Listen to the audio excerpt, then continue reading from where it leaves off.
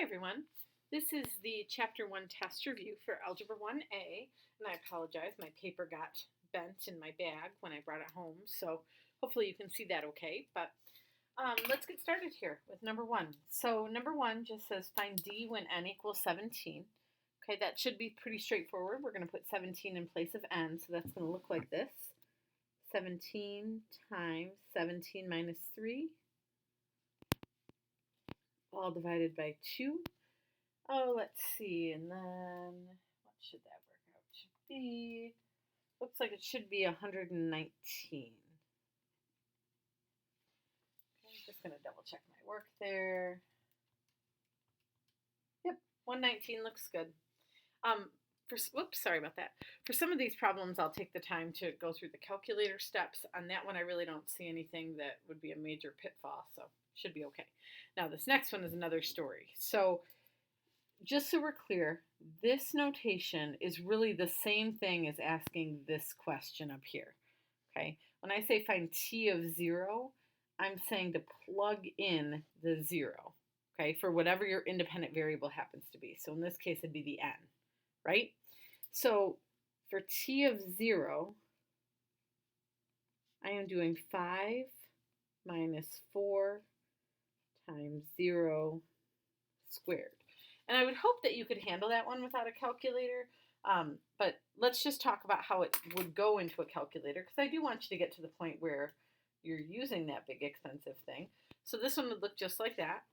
Okay, should come out to just be 5, right, because the 0 wipes that whole piece out. So I would say t of 0 equals 5. Okay, now I'm going to do t of 3. So that would be 5 minus 4 times 3 squared. Now this is a perfect opportunity for me to show you something on the calculator here. Right now I want to do this exact same problem, except I want to switch out that 0 for a 3, right? So if I hit second, let me move it up so you can see it. If I hit second and the enter button, so really what I'm using is this command that says entry down here. It brings up what I just typed, and then I can just move my cursor back to that 0 and say, hey, make that a 3 instead. And I end up with negative 31. Oops. Let's go down here. T of 3 equals negative 31. Okay. So this last one, and this is the one that I would really double check your answer on because there's a calculator mistake that's easy to make here. T of negative 2 equals 5 minus 4 times negative 2 squared. I'm pretty confident that all of us know that this is what we're trying to do. The question will be how you type it into the calculator. So I'm going to type this one from scratch, even though I could use my trick from before. The issue with this one is when I square this negative number here, it absolutely 100% has to be in parentheses, just the way I have it written here. Okay, that's how you have to communicate with your calculator. So correct answer should be negative 11.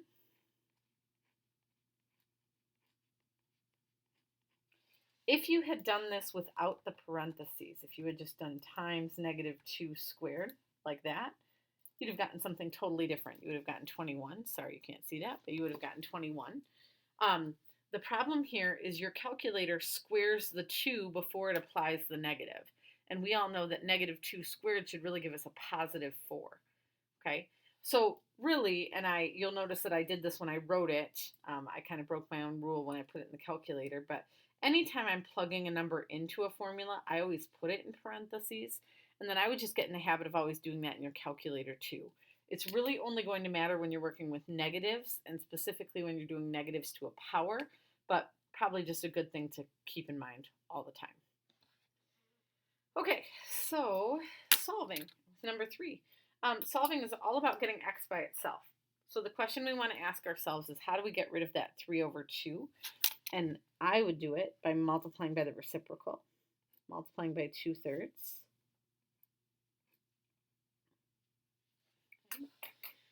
And remember, that's something that good mathematicians do, is they use reciprocals to get rid of fractions rather than dividing by a fraction. Could you get away with it, in your calculator where I can't see it? Sure, but I'd really try to break that habit. So this is the calculation I'm doing here is 9 times 2 over 3. Okay.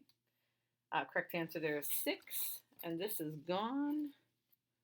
So I'm just left with x equals 6 as a final answer.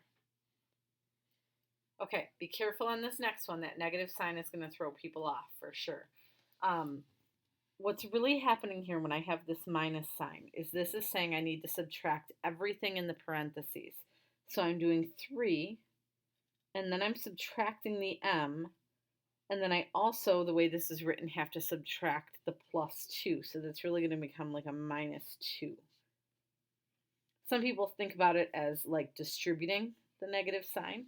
That's fine with me too. It really doesn't matter to me. So I'm going to do two things in this next step. I'm going to, because I have a negative m here, I'm going to add m to both sides to try to get the two m's together, right? I have an m over here and an m over here. I'm also going to just go ahead and combine the 3 and the negative 2, but don't lose the fact that that's negative. Okay, so 3 minus 2 is 1. And then on the other side, I have 5m. And then if I'm trying to get m by itself, I'm going to divide by the 5. And I really end up with m equals 1/5. If you did that in decimal form, that would be a 0.2. And that would be fine on that one. Okay, so let's talk about that part C, because I actually see a few different ways you could go about that problem, some of them right and some of them wrong. So my suggestion to you, when you see that fraction out front and you know that you've got this other fraction to deal with, I would get rid of this fraction right away, and I would get rid of it completely. So not even just multiply by 10, although that would work, but realize that if you just multiply by 10, the 3 is still going to be sitting there. So I am actually going to multiply by the reciprocal, by 10 over 3. Now, some of you may have chosen to just multiply by the 10, and that's fine. In a few steps, you're going to end up dividing by 3 at some point. This just does both those things at the same time. This multiplies by 10 and divides by 3. Okay, so this is more efficient, but I don't care. If you want to multiply by the 10 separately, that's fine. Some people also will distribute the 3 over 10. Also fine. It just doesn't get rid of any of your ugly fractions, but it would work. Okay? One thing I should point out here, when I multiply this 10 over 3 by this side, this is already being multiplied by the parentheses. So when I multiply these two things together and get them to cancel out, the result of that is what's being distributed in here. So I don't do anything with this. I leave this totally alone. And so this is going to give me t minus 20 equals, and then this here, just so you can see what I'm doing in my head, 6 times 10 is 60, 5 times 3 is 15, so this really equals 60 over 15, which I know is 4. Okay, so that's how you can work with those fractions in your head. If you did want to put that in your calculator, here's what it would look like. 6 over 5 times 10 over 3, okay, and you still end up with that 4.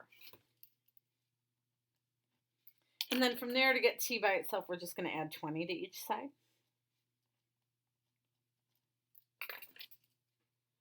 And we end up with t equals 24. Okay? All right, so that's it for this first page. I will do each page in a separate video just so you're not stuck watching the whole thing. So stay tuned for page 2.